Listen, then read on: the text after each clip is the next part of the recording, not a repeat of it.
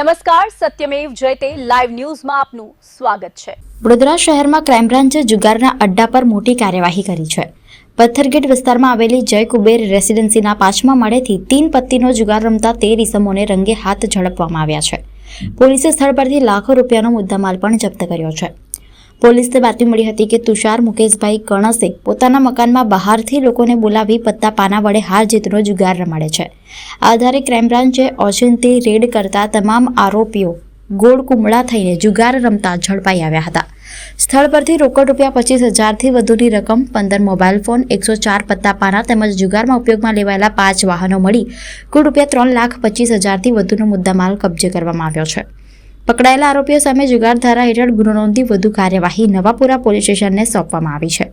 પોલીસે જણાવ્યું છે કે શહેરમાં જુગાર અને પ્રોહિબિશન સંબંધિત અસામાજિક પ્રવૃત્તિઓ સામે આવી કાર્યવાહી આગળ પણ ચાલુ રહેશે।